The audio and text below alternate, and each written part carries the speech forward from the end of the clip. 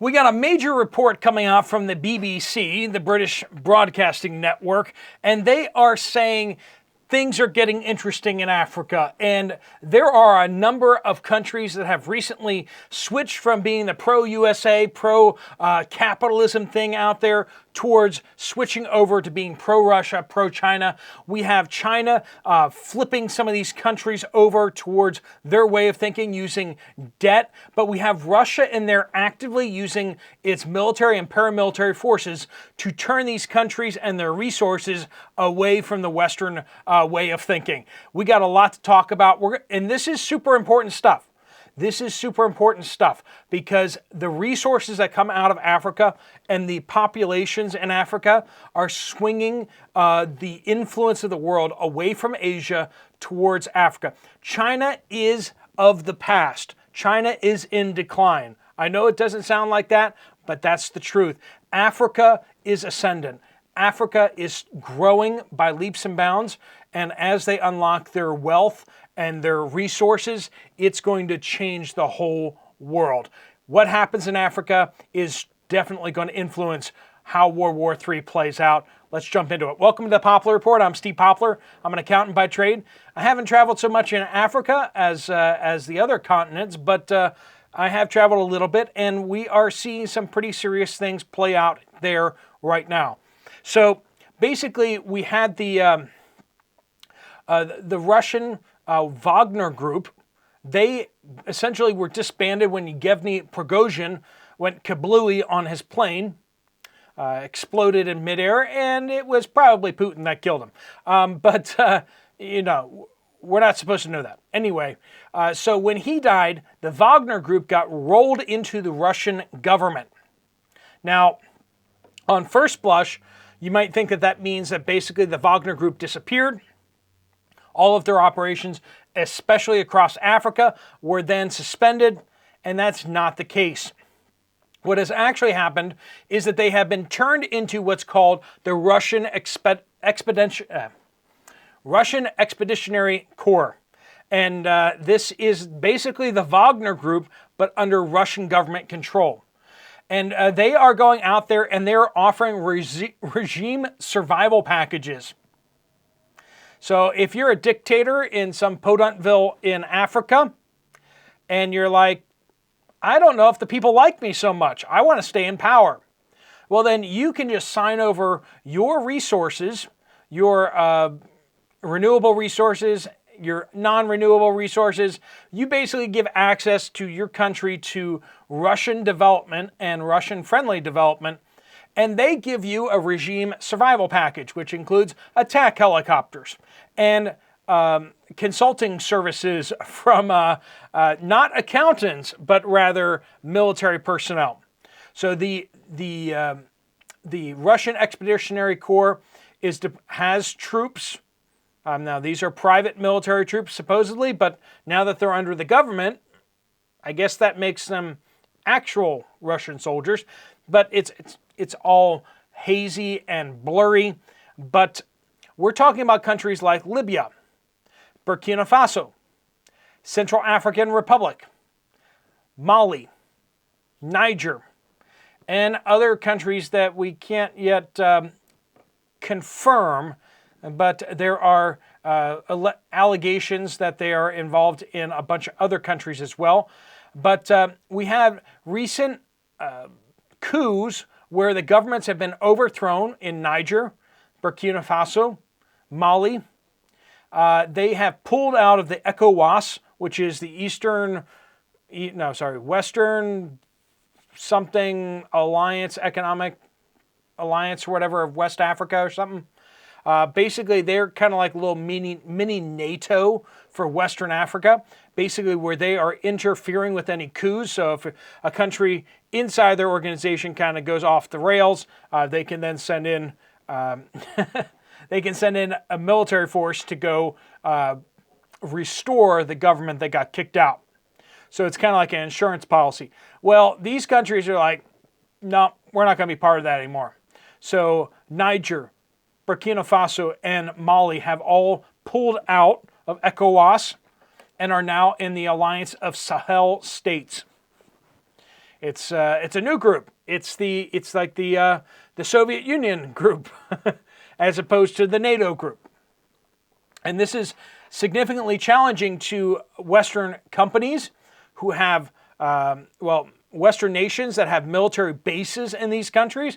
The United States has been told that they need to get out of Niger. They were using Niger as a military base for drones to attack Libya. And the United States was told has to leave. The French had a sizable presence in Niger. And in fact, most of the uranium for France actually comes from Niger. So they're not going to have access to that uranium anymore. We're talking about different resources such as lithium, uranium, and gold. Russia actually extracted in the past 2 years $2.5 billion worth of gold from Africa. Are you seeing how Russia is basically building this foreign empire in Africa to feed its military war machine in Eastern Europe? They are rapidly developing their war machine. We've seen them building factories for production, increased production of artillery shells. We have seen them dramatically increase their production of drones and in coordination with Iran in order to produce more drones. We see them partnering with China to produce more military uniforms and more all that kind of stuff. But in Africa, Africa is where they're going to for their raw resources. Russia already has lots of oil, lots of wood, lots of natural gas. They have energy, but they don't have raw materials as much. And they don't have the personnel to go into Siberia and go dig that up. Mostly because their forced labor keeps mysteriously dying in prison. Like Navalny, right? And by all accounts, the order came down from President Putin himself to off Navalny. That is what it is.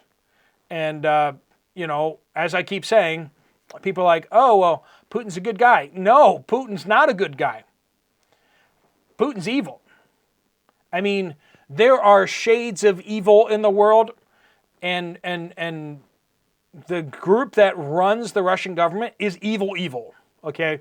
The group that runs the Chinese Communist Party government is evil, okay? These guys are...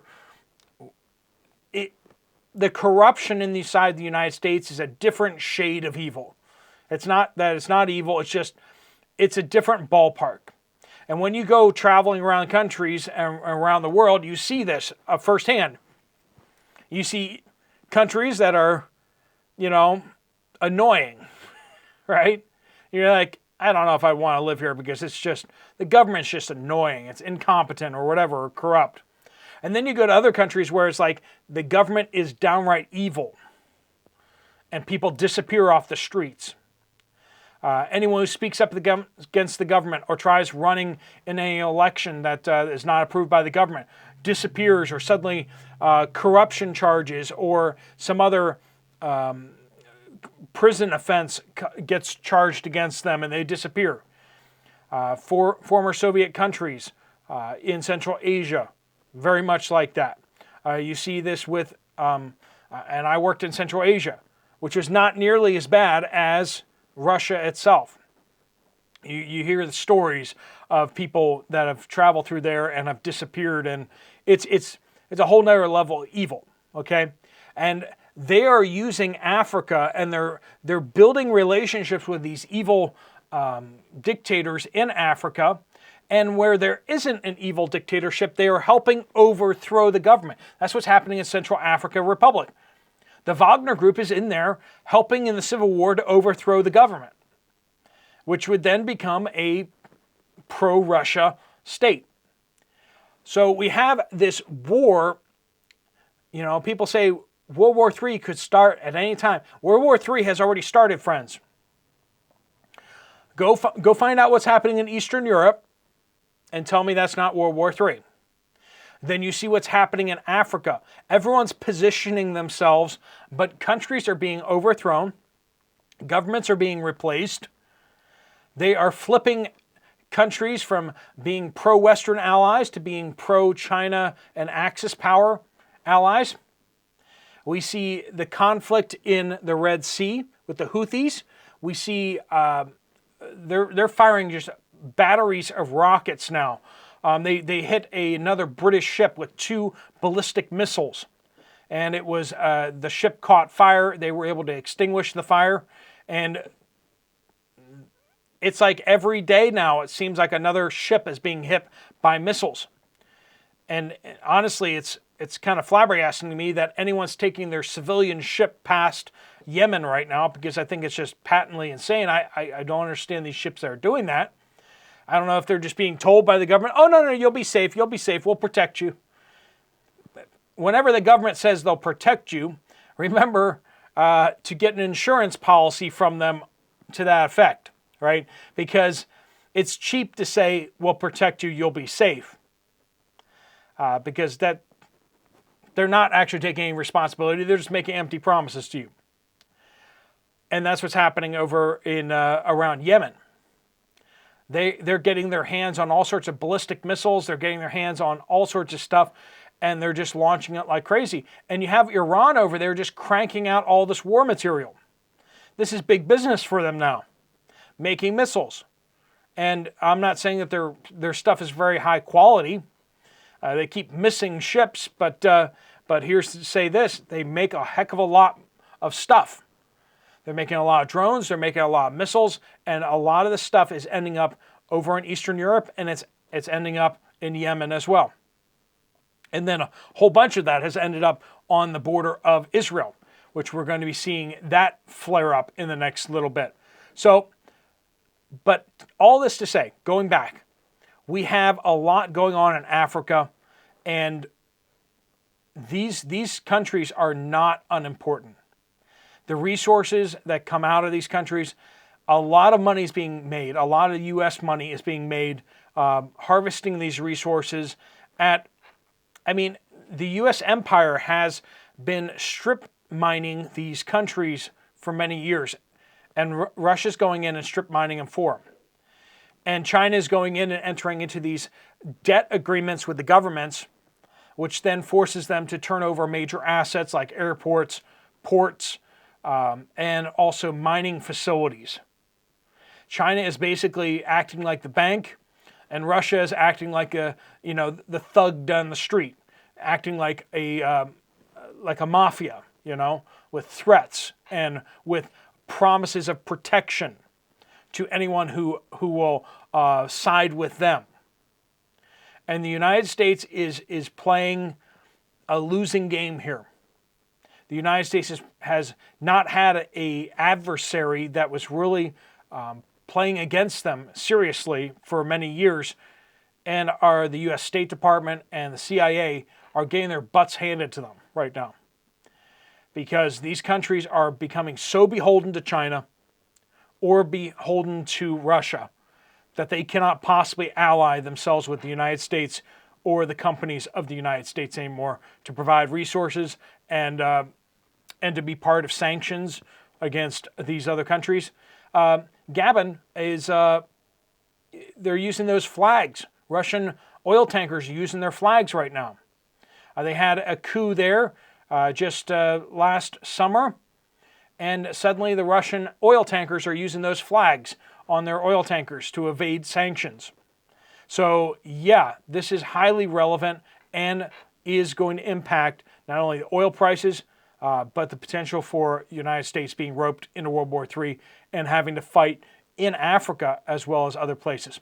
All right, folks, keep me abreast of what you guys are learning where you are. Please keep your updates coming in, and we'll keep those updates being reported every day. Thanks so much for watching. If you want to check out another video from this channel, there's one right up here. I'll see you over there, or I'll see you guys later. Steve Poplar of the Poplar Report, out.